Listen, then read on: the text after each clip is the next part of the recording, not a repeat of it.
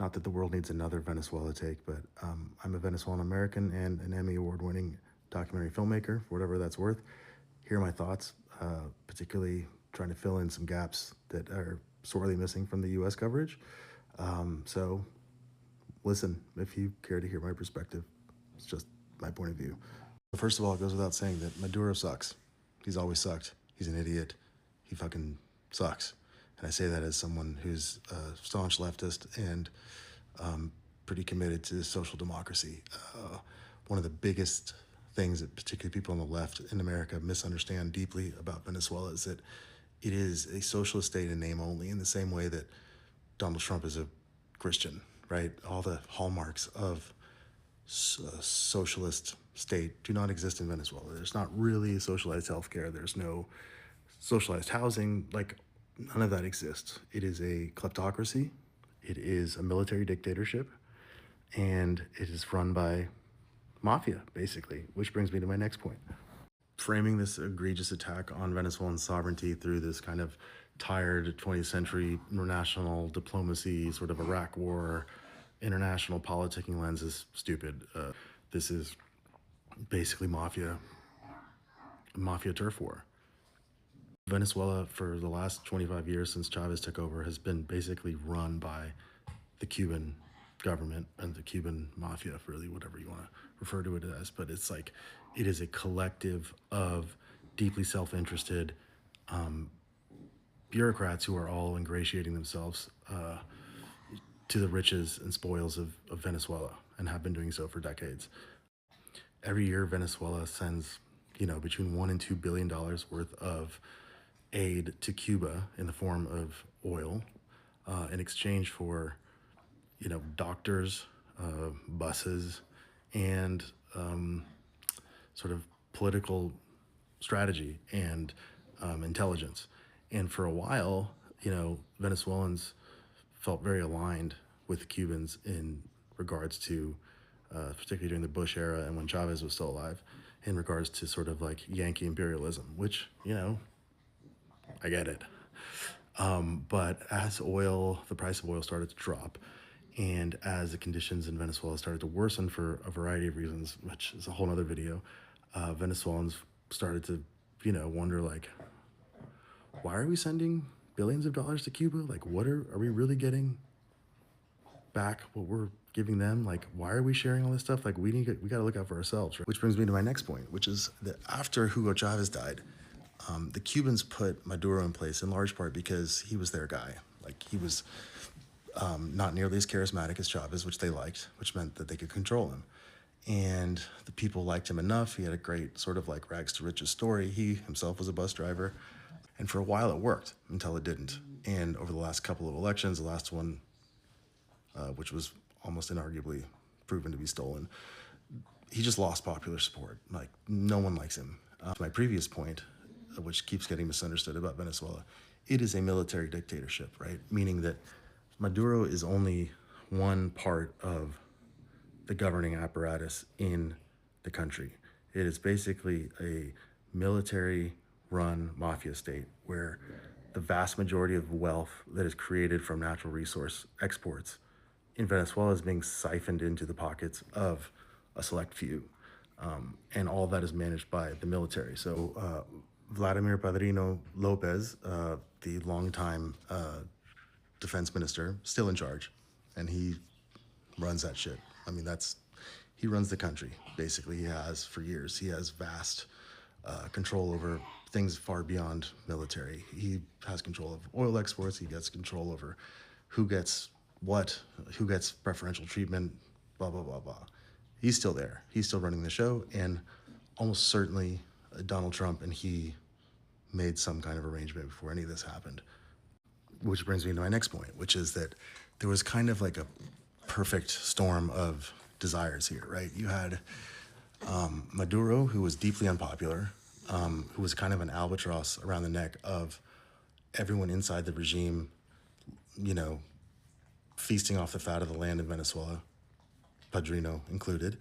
We're kind of like, we got to get this fucking Maduro guy out of here. Like, he sucks. People hate him, but he's the Cubans' guy, right? How are we going to do that? And then Maduro himself was feeling that pressure too, so much so that there's a lot of rumor, and I should say also, like, there's not been a free press in Venezuela for years. So like most of the news coming out of Venezuela at any given moment is literally just fucking WhatsApp rumors, mills, shit, and it is what it is. So I just underscore that to say, like, everything I'm saying, it's vibes, but it's well established vibes. But Maduro seems to have been growing concern that he was going to get by the Cubans to be replaced with, you know, a new patsy to run the country, right? So he had to find a way to extradite himself from the country and preserve his dignity and his life. The military dictatorship, my guess, it's just my take, I think started to see the diminishing returns of continuing this relationship with Cuba. A huge portion of Gulf Coast oil refining capabilities was built to refine Venezuelan heavy crude, which is a very specific kind of crude. Anyway, I digress. The point is, like, the military dictatorship was like, well, shit, over the last 20 years or so, this whole deal with Cuba, with the Russians, you know, and the Chinese, like, our oil exports are diminishing. We don't have a really good refining partner. Our exports are shit of what they used to be. Venezuela's the largest proven oil reserves in the world. It has a population of basically like the New York metro area. They should be the richest fucking place on earth, but they're not. And, you know, I was there at, you know, as recently as 2 years ago. The Iranians actually had come in there to start ramping up their own internal refining capabilities, which they didn't have before. And I flew over that shit, and it looked like fucking Baku in 1920. It was thick black smokestacks. I mean, it was horrifying. Point being, it made a lot of sense, I think, for Padrino and the rest who are still in power there to make a deal with Trump. I think it made a lot of sense for Maduro himself to be like, look, get me the fuck out of here. I'm worried I'm going to get by the Cubans, and let's flip the script here. And then, of course, Trump loves it because it makes him look strong. He definitely needs a new news cycle that doesn't talk about what everyone really wants to talk about, which is Epstein. So that works out for him. And then you have little Marco Rubio, who looks like he's been on like a cocaine binge for a full year, who's so delighted that he's finally like living out his dream of like liberating his Cuban people through this action, which, you know, that's a whole nother story. And I think the biggest tell was in Donald Trump's press conference yesterday when he threw Machado under the bus, basically, the woman who just won the Nobel Prize, and basically gave it to Trump. He was like, yeah, fuck her. Because, of course, like, first of all, he hates women. Second of all, she doesn't have any power. Third of all, he probably only just recently met the people who are actually in charge of Venezuela, and we're like, oh, cool, military tough guys. I like these kind of guys. And, of course, he cut a deal with them.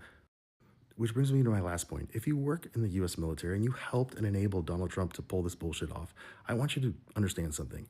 You basically are being used like mafia muscle. You basically helped, not basically, you literally helped Donald Trump enrich himself, because you better fucking believe that every dollar that used to go to Cuba will now be going in large part into his pockets. So you basically helped him, a mafia don, get new territory in Venezuela. Do you feel good about that? You fucking idiots. And also Marco Rubio, you look back at that press conference yesterday and his fucking ashen look. It looked like someone who was coming out of a fucking 12-month cocaine binge and just suddenly realizing the weight of what he just got himself into. Like, that dude sets foot in southern Florida again, he's going to be looking over his shoulder for the rest of his life, I would say. Point being, this all sucks. It's not going to be good for Venezuelans. And keep thinking about Epstein, because that's what this is all about. Sorry, postscript here. The people I really feel sorry for are the Ukrainians and people in Taiwan, because almost certainly this situation bodes very poorly for both of them. Because if Donald Trump didn't previously prearrange this with Xi Jinping and Putin, the end game is kind of all the same. Like, China's going to take Taiwan, Russia's probably going to take Ukraine, because this is just like mafia shit. This is a turf war. There's no rules, no 20th century fucking post-war whatever order. It's just strongman bullshit. Cool. cool.